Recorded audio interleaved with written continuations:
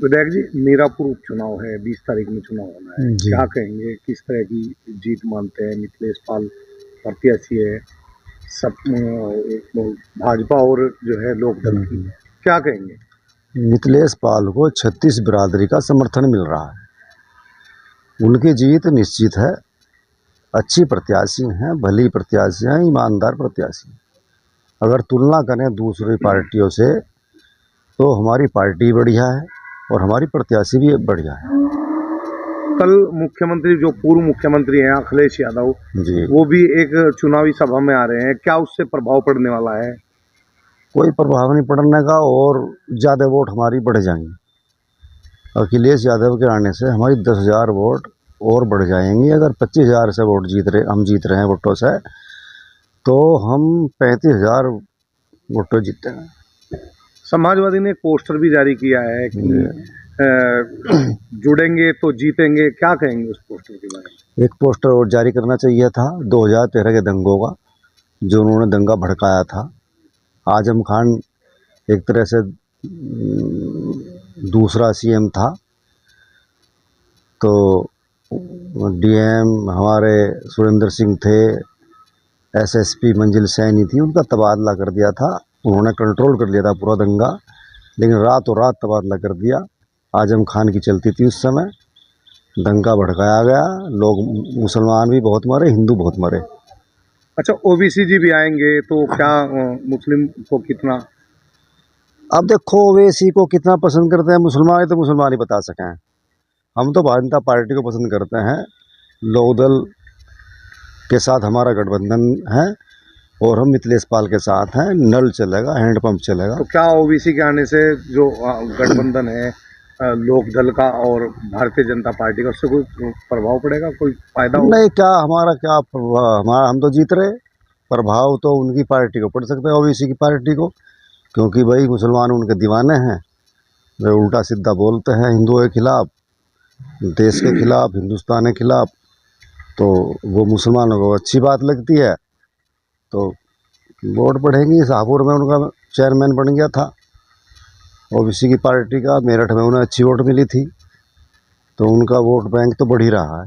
समाजवादी और कांग्रेस का भी गठबंधन है, लेकिन कांग्रेस के लोग दिखाई नहीं दे रहे हैं। कांग्रेस तो यहाँ है ही नहीं, कोई मतलब ही नहीं कांग्रेस का। कांग्रेस वहाँ लड़ी थी नगीना में, तो वहाँ चंद्रशेखर रावण जीत गए थे। अगर कोई वजूद होता कांग्रेस का तो वहाँ जीत जाते। वहाँ समाजवादी पार्टी के लोगों ने भी वोट नहीं दी कांग्रेस के प्रत्याशी को।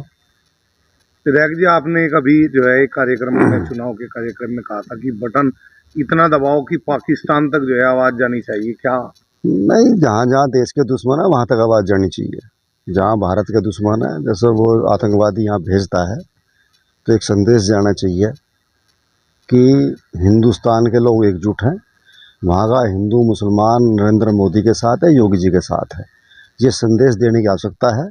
हमारी सरकार सबके लिए काम कर रही है, चाहे वो हिंदू हो या मुसलमान हो। अगर आयुष्मान कार्ड बन रहे तो सबके बन रहे, मकान बन रहे तो मैं कहता हूँ कि मुस्लिमों के ज़्यादा बन रहे, और लाभ ज़्यादा में मुस्लिम भाइयों को मिल रहा है। 3 तलाक से उनकी महिलाओं को बचा दिया, बहन बेटियों को बचा दिया, तो हक तो बनता है भारतीय जनता पार्टी को वोट देने का। जो भाजपा गठबंधन है, लोकदल भाजपा का, मुसलमानों को भी हमें ही वोट देनी चाहिए। 20 नवंबर के बारे में क्या कहना चाहेंगे? चुनाव की तारीख है 20 नवंबर में। ईवीएम जो मशीन है वो इतनी चू चू करेगी, इतनी चू चू करेगी कि विरोधियों के कान बहरे हो जाएंगे, और हो सकता है उनके समर्थक भी नल के सामने वाला बटन दबा के वे भी चू चू ज़्यादा करवा दें। तो जीत रहे हैं पक्का 100% जीत रहे। हम तो यहाँ के, हमारे गांव के मुसलमान वोट दे रहे भाई। मेरे पास रोज मिल रहा है जी वोट। मैं भाई नल पे मोहर लगाओ, मैं आपके काम सारे कर रहा, कहीं जाना नहीं पड़ रहा आपको। तो जब मैं काम कर रहा तो मेरे कहने से वोट दो, आप मुझे ही वोट दो। मैं मांग रहा आपसे, मैं घर घर भी जाऊँगा, मैं मोहल्ले में बैठ रहा।